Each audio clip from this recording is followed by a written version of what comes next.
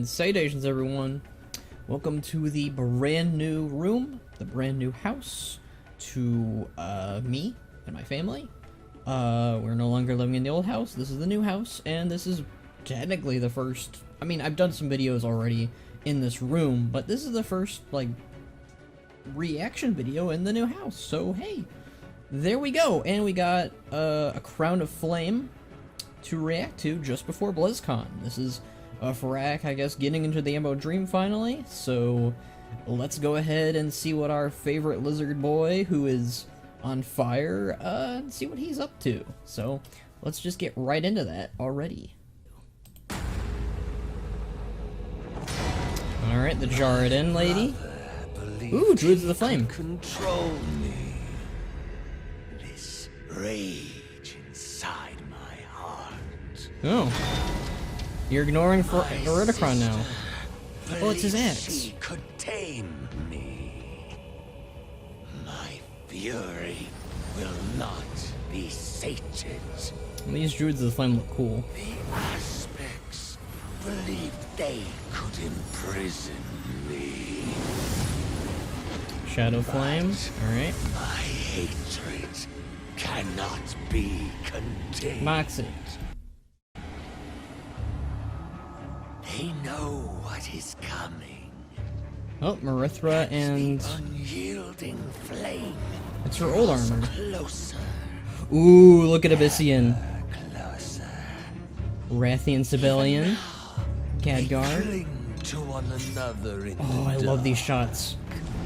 lost The aspects. dream.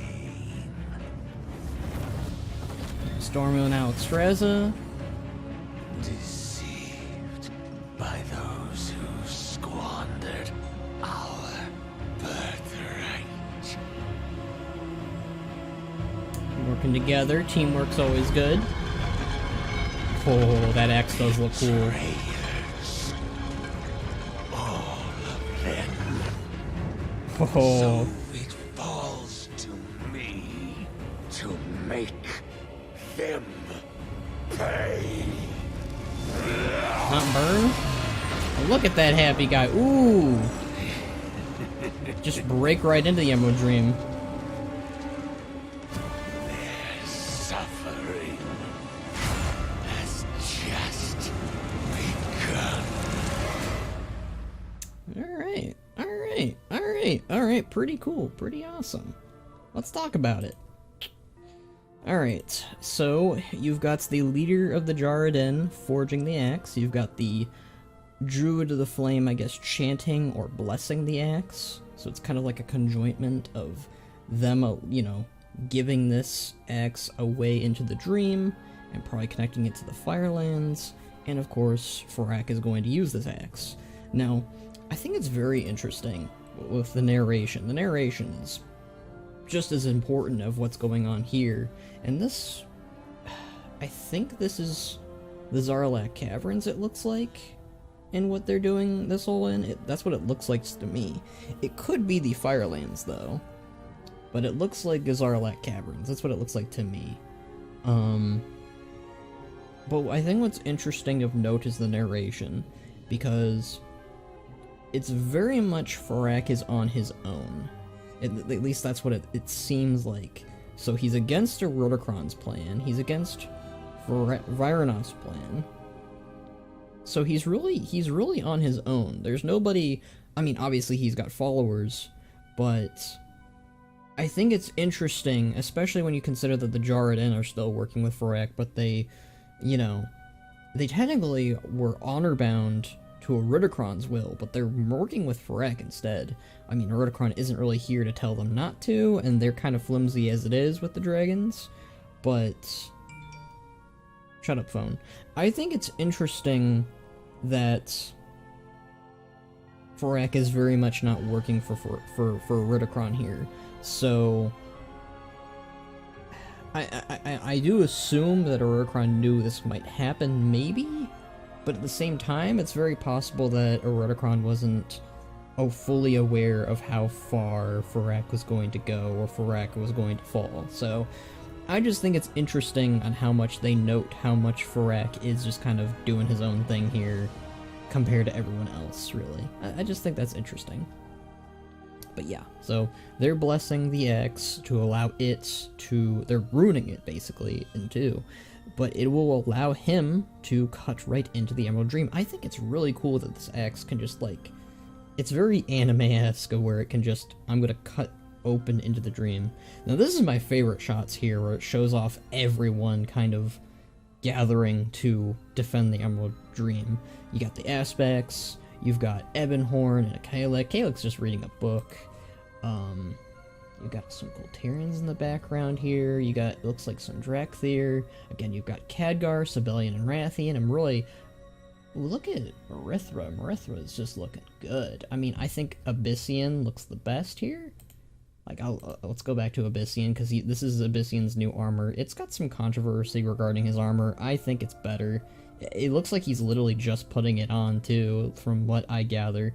But it just, I think it looks good. Yeah, this is literally him putting on his new gear, or at least, like, fastening it. He just, I don't know, he looks like, out of all the Aspects, I think he looks the best right now. In terms of, well, the new Aspects, I guess. His dragon form is the best looking one, but I do like that Vironoff here is helping them. I also like that you have more Tyrande. Tyrande always looks cool. Look at that smirk. I think like this sort of thing reminds her of the older times, but I love shots like these where it goes from boom to boom.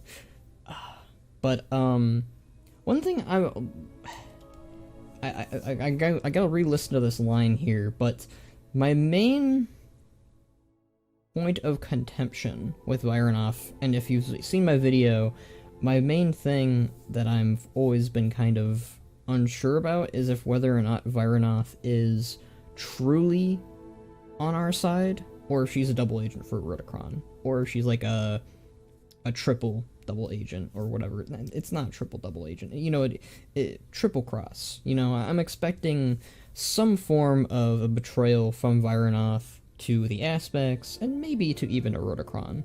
Very similar to what Farak kind of does. But I could also be wrong. It could be that Vironoff is genuinely on Team Aspect, but not Team Titan, which, sure, I mean, that makes sense for her, especially from what I'm seeing snippets from the book. I haven't read the book yet. It's not in my hands yet. I'll probably read it when I get back. But yeah, he's got his axe. He's gonna chop it right into the Emerald Dream, and I love that. It's like, his axe is his means to getting into the Emerald Dream. That's cool. And it applies why he has such a weapon. It's a new weapon. It's not a weapon he's always had. This is new. And he needs to use it to get into the Emerald Dream. And it's made from the Jarden, and it's made from the Druids of the Flame. And I like that. Also, something I want to note, too, is that Farak has new armor on. And the new armor is very much... It looks very Ragnaros-like. Again, from my latest videos, I've talked about how that Farak, he's kind of Smolderon's boss, it seems like, and it also just seems ingenuine that he's wearing armor that would be normally found in the Firelands. Again, it's very similar to Ragnaros' armor, but it's not identical. So I don't know if Farak is taken over as the Fire Lord. Obviously, Smolderon is still the Fire Lord, but if Smolderon is answering to Farak, doesn't that make Farak kind of like a fire overlord almost, you know? Like, I don't know, the positions are very interesting. But yeah, so I just wanted to note that he's wearing new armor that he wasn't wearing before, and it's very styled by the Firelands and by Ragnaros' own armor. So, just something I wanted to note. But yeah, he's going to... His plan, by the way, from what they've said, is he's going to use Amirdrassil, the new world tree that was born in the Emerald Dream, to reshape all of Azeroth. Now, if this tree has that capacity, only because it's in the Emerald Dream, I'm assuming. It's also, you know, from the Shadowlands, so it's like got the power of Elune, the power of the Winter Queen, the power of the Shadowlands, the power of the Dream. It's got so much power to it, and it probably has some power connected to Azeroth too, so it has that power to reshape Azeroth and what Farak, you know, deems. So if it's capable of doing that, what is it capable for all of Azeroth? You know, there's already... I'm getting to spoiler detail, but, like, it's already assumed that the dragon aspects will get blessed by this tree somehow, almost the reverse of what they did for Amirdrassil. So if it can bless the aspects to being aspects again, it can reshape Azeroth into being a fiery, you know, domain for Farak to lord over. What else is it capable of? Is it capable of, you know, creating new land masses? Is it capable of doing so much? You know, that's what I'm thinking. You know, I'm thinking like, okay, well, this tree has so much potential to do stuff for good and for evil. So I'm wondering if it can only do that when it's in the Emerald Dream, or if once it comes to Azeroth, it can do the exact same thing. Which, obviously, I think it'll be protected by some wards by then. It'll be like, once it goes into Azeroth, it'll be fine, and you can't really, fiddle with it. You know, that's what I'm thinking. You can't fiddle with it once it's on Azeroth, or it'll have, you know, the aspects protect it. Maybe that's why the aspects won't show up for whatever is next, because they'll be busy protecting the tree from anyone trying to reshape all of Azeroth, like Farak tries to do here. But again, it could just be because it's in the Emerald Dream, it's capable of doing all this. I don't know. I'm very curious to see, like, what Amirdrassil can do, because world trees, you know, they're capable of giving you eternal life, they're capable of destroying Azeroth, they're capable of saving Azeroth. It's a very... World trees are very interesting because of how well connected they are to the Dream and well connected to Azeroth. They're almost like beacons of power. So I'm curious if Amirdrassil will be more than just something that can give the aspects their powers back. I don't know what it cut off, but I'm just going to repeat what I was saying at the very end here, where I was just saying I'm very curious to see what Amirdrassil is capable of beyond just giving Farak what he wants in a fiery domain. If it can give the aspects their powers back, if it can reshape all of Azeroth, what else can it do? And I'm wondering if that'll kind of be a catalyst to whatever happens after Dragonflight. You know, that's what I'm thinking. So, yeah. So Farak here, he's going to do what he wants. He's going to burn, you know, it's very visualized with him burning everything around him. So, Guardians of the Dream, everybody. That's what we're getting. Farak is going to enter the Dream, and he's going to try and recreate everything in his image for Azeroth. He's against Erudicron, he's against Vironoth, he's against the aspects, he's against the mortals, he's against everybody. And I'm very curious to see what Erudicron will have to say when this is all over, because Erudicron's main goal is to somehow corrupt Azeroth from within, and Farak may give him, like, the doorway to do that? On accident? Unintentionally? Or Erudicron will have to come up with something else. So, very curious to see what will happen by the end of Guardians of the Dream, and technically the end of Dragonflight. Again, I'm assuming after this is like the final patch, the big patch, not like... I'm sure they'll do some mini patches for story, but I think that we're kind of done with raiding and all the other stuff by the end of this. I think Farak is the final guy. I really am interested in the fact that he's opposing Erudicron, and if he's again, it's the Shadow Flame. The Shadow Flame is what corrupted Neltharion, and the Shadow Flame in my eyes seems like a doorway for the old gods to manipulate you.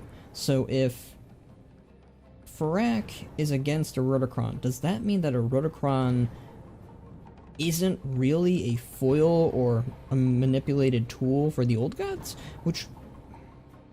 that gives implications that Erudicron has free will, and that Erudicron really is doing his own thing, which makes him a way more compelling character than I initially thought at the beginning of Dragonflight. But those are my thoughts. I hope you guys enjoy these reaction videos and these analyses. I've been kind of in a funk lately, so it's really great to do these types of things, especially because of how easy they are. But yeah, so that's my initial thoughts on Crown of a Flame. I think that the Incarnates are still some of the most compelling villains we've had since Gul'dan, since Garrosh. I'm not saying that they're, like, on the same level, but I'm saying that they're far more interesting than what we've had prior with N'Zoth, with Sylvanas, Zovol. So, who do we have before that? I think we had Archimonde. I mean, I like Kil'jaeden, but he was... I think he was handled very poorly, but yeah, I'm really excited. Terran and his team did an amazing job, as they always do in the cinematic team.